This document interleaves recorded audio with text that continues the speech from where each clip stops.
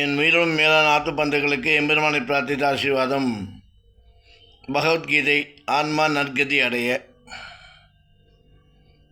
ஒருத்தன் பணக்காரன் எப்படி பணம் சம்பாதிச்சுட்டே இருந்தான். சம்பாதித்தோ வெளியூர் போய் கொஞ்சம் பணம் சம்பாதிக்க போனால் அந்த இடத்துலையே அவனுடைய ஆயுள் முடிஞ்சுது.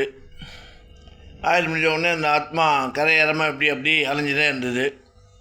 அப்போ அவருடைய பையன் எங்கடா போன அப்பாவை காணாமல், ஊருக்கு போன அப்பாவை காணாமல் தேடி வந்தான்.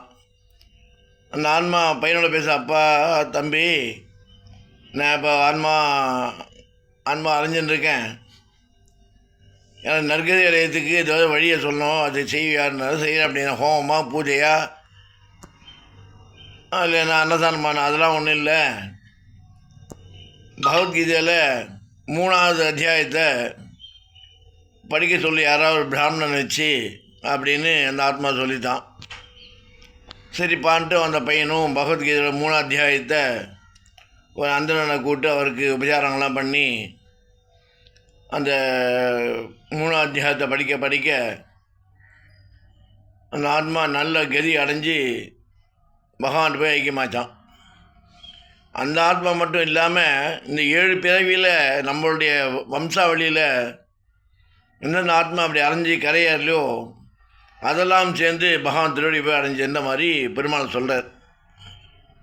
இல்லை என்ன தெரியுது? நற்கதி அடைய நாராயணன் திருவடி, நற்கதி அடைய நாராயணன் நாமம், இவை அனைத்தும் சொல்லப்பட்டது கீதோபதேசம் என்று சொல்லக்கூடிய பகவான் கொடுத்த பகவத்கீதை.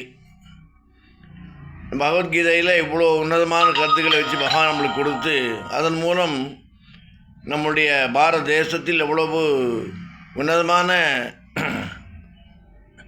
தேசம், அது நம்மளுக்கு எவ்வளோ எப்பேற்பட்ட வாழ்வியலில் வழிகாட்டியாக இருக்கிறது என்பதை புரிந்து கொள்வதற்காகவே பகவான் நமக்கு கொடுத்துள்ள ஒரு அரிய பொக்கிஷம். அதனால் அதை புரிஞ்சுட்டு பகவத்கீதை இதுவாவது ஒரு நாளைக்கு ஒரு வரியாக படிங்கோ, அது நல்ல பலனையும் பயனையும் கொடுக்கும். வாழ்வாங்க வாழ்வோம் என்று கூறிக்கொண்டு ராமானுஜன் திவ்ய திருவடிகளே சரணம்.